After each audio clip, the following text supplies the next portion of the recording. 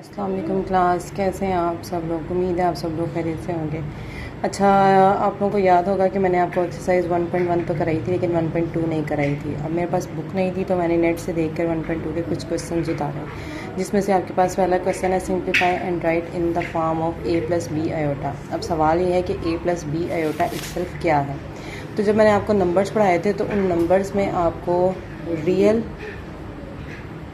And complex number का concept दिया गया था, शायद आपको याद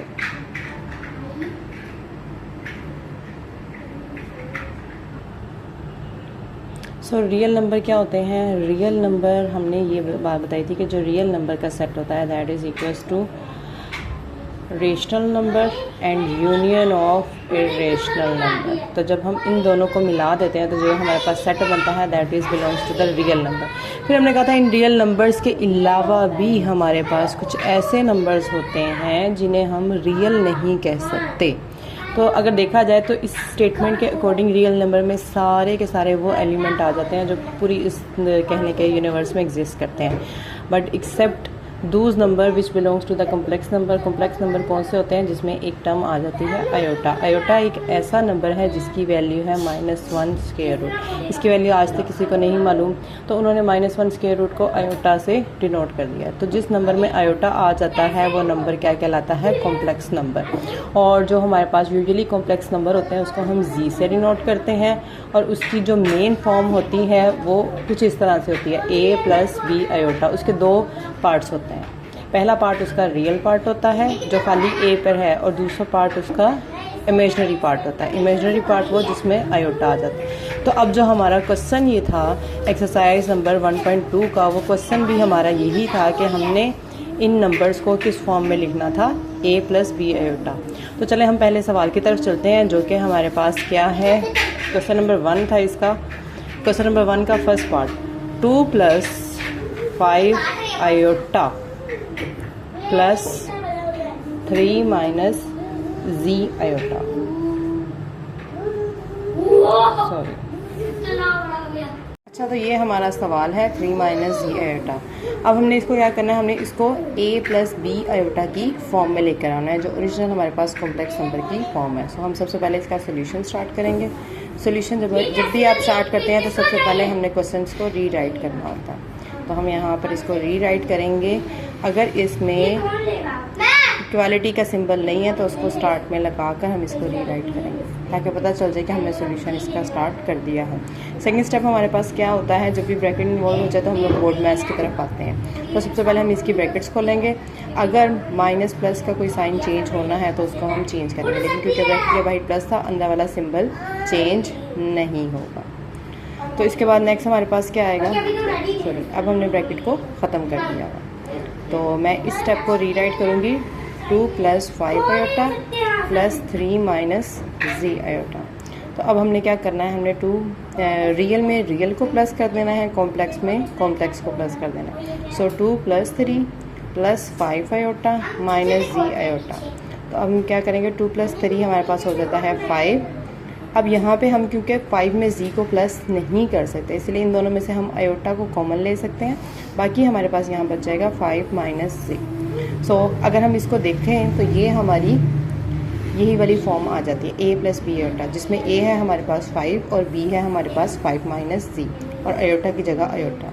सो यहाँ तक लाकर हम कहेंगे this is the right form. So that is our answer. Clear है? तो माइनस वाले क्वेश्चंस भी हम इसी तरह करेंगे। अब इसी तरह मैं आपको एक इसका मल्टीप्लिकेशन का पार्ट करा दूंगी और एक डिवीजन का पार्ट। जैसे कि आपकी इस ही एक्सरसाइज में आपका क्वेश्चन नंबर जो 5 है तो वो आपका मल्टीप्लिकेशन का है। तो इसका जो 5th पार्ट है that is 3 plus 4 iota multiply by 2 minus 3 iota. तो इसको जो हमने सॉल्व करना है तो सबसे पहले हम लिखेंगे सोल्यूशन, और सोल्यूशन के बाद हमने इसी क्वेश्चन को रीराइट करना है with the symbol of equality. So 3 plus 4 iota and 2 minus 3 iota आ जाएगा हमारे पास। तो जब ये दोनों हमारे पास आ चुके हैं तो इसके साथ ही हम क्या करेंगे, हमने नेक्स्ट स्टेप में बोर्ड मैथ्स रूल के अकॉर्डिंग क्योंकि ब्रैकेट के साथ मल्टीप्लिकेशन भी है तो हम सबसे पहले इन्हें मल्टीप्लाई कराएंगे। मल्टीप्लिकेशन का रूल आपको पता है कि अगर हमने फर्स्ट टर्म को मल्टीप्लाई कराना है सेकंड टर्म से, तो फर्स्ट टर्म को पहले हम पूरी सेकंड टर्म से मल्टीप्लाई कराते हैं, फिर हम फर्स्ट की सेकंड टर्म से पूरी सेकंड टर्म को मल्टीप्लाई कराएंगे। सो 3 2s are 6 minus 3 3s are 9 iota plus 4 iota multiply by 2, 4 2s are 8 iota minus 4 3s are, ये प्लस और ये माइनस माइनस ही होगा, 4 3s are 12 iota multiply by iota, तो ये हमारे पास आ जाएगा आयोटा स्क्वायर। अब अगर आप थोड़ा सा अपने आप को रिकॉल करें तो यहाँ पर मैं आपको बता दूंगी, क्योंकि हमने कहा था कि आयोटा हमारे पास होता है -1 इसका स्क्वायर रूट, तो अगर हम नेक्स्ट स्टेप में इसका आयोटा का स्क्वायर ले लेंगे तो ये बन जाएगा -1, क्योंकि स्क्वायर रूट से ऐसे कैंसल आउट हो जाएगा और हमारे पास आ जाएगा आयोटा स्क्वायर इक्वल्स टू -1। अब ये वाली सब्स्टिट्यूशन हम लोग इस जगह पर करेंगे, तो हम यहाँ पे क्या करेंगे 6 minus 9 iota plus 8 iota minus 12 into -1, तो ये आ जाएगा 6। 9 में से 8 चले जाएं या 8 में से 9 चले जाएं तो हमारे पास क्या आएगा माइनस आयोटा और साथ में माइनस माइनस प्लस 12, तो 6 में 12 प्लस करें 6 6 12 और 6 18 हो जाएंगे और माइनस आयोटा। अब अगर इसको हम देखें तो ये हमारे पास यही वाली फॉर्म आ गई है a प्लस बी आयोटा वाली, जिसमें a है हमारे पास 18 और b है हमारे पास 1 and iota. So this is also the required form.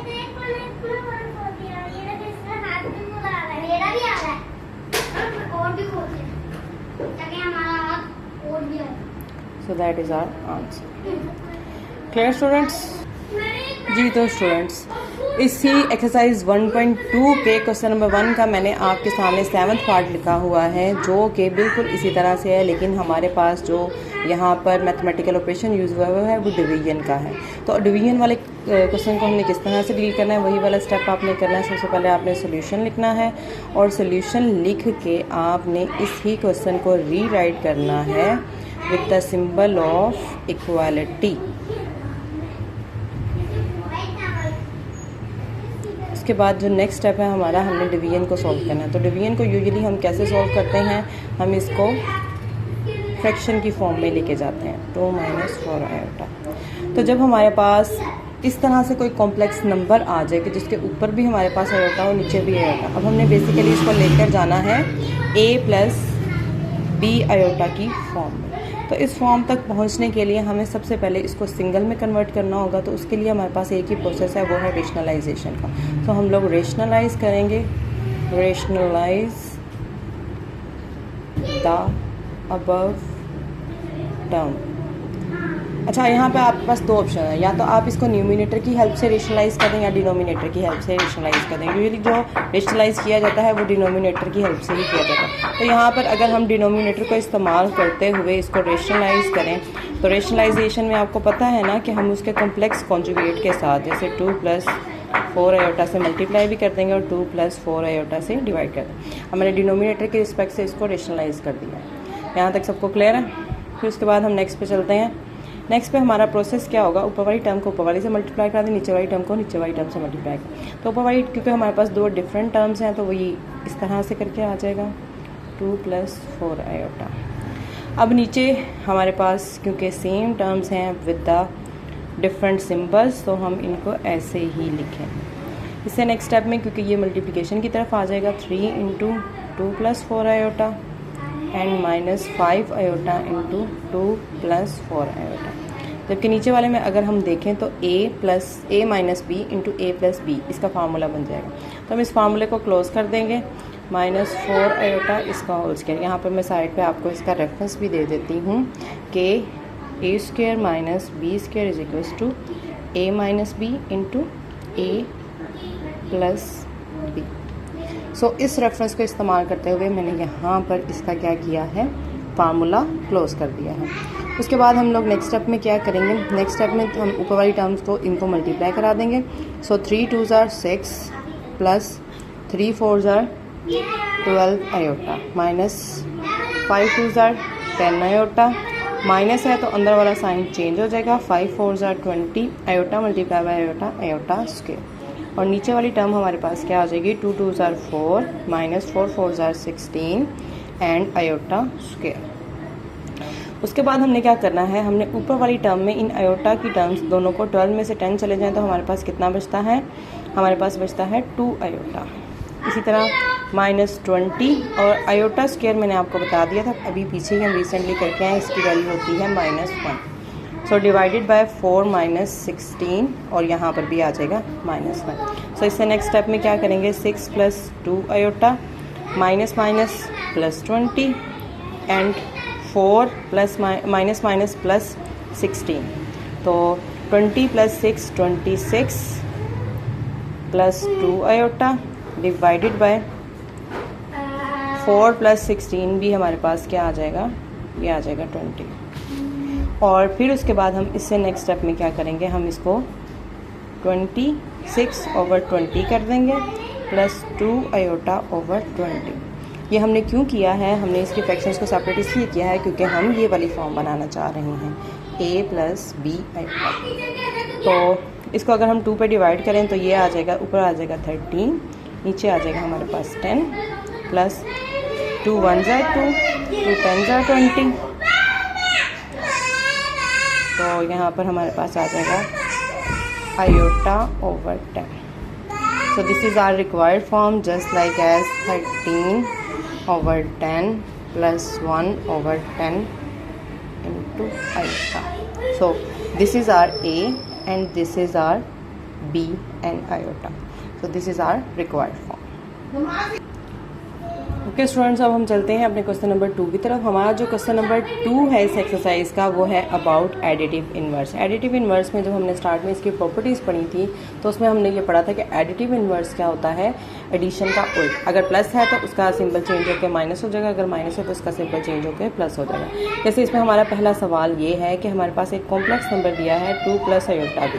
अब सवाल बच्चों के जहन में पहले यही आता है कि हमें सिंबल किसका चेंज करना है, तो क्योंकि कॉम्प्लेक्स नंबर का हम लोग एडिटिव इन्वर्स ले रहे हैं तो जो कॉम्प्लेक्स टर्म होगी उसके साथ वाला सिंबल चेंज हो जाएगा। सो इसको सॉल्व करने के लिए हम लोगों ने सबसे पहले इसका सोल्यूशन लिखा। सोल्यूशन लिख के हमने क्या करना है, हमने लेट करना है। लेट हमने क्या करना है, z = 3 + 2 आयोटा। तो जो इसका कॉम्प्लेक्स कॉन्जुगेट है ना, तो हम लिखेंगे एडिटिव इन्वर्स ऑफ z, तो वो हमारे पास क्या आ जाएगा, 3 - 2 iota. So that is your answer. Clear है? बिल्कुल इसी तरह हमने सारे सवाल करने हैं। अगर आपके पास आयोटा की टर्म के साथ माइनस है तो आपने उसको प्लस कर देना, अगर प्लस है तो आपने उसको माइनस कर देना। तो ये आपके पास क्या आ जाएगा, इनका एडिटिव इन्वर्स आ जाएगा। सो आज हम अपना लेक्चर यहीं पे वाइंड अप करते हैं। कल हम इंशाल्लाह इसी एक्सरसाइज के बाकी क्वेश्चंस के साथ इसको स्टार्ट करेंगे। Thank you.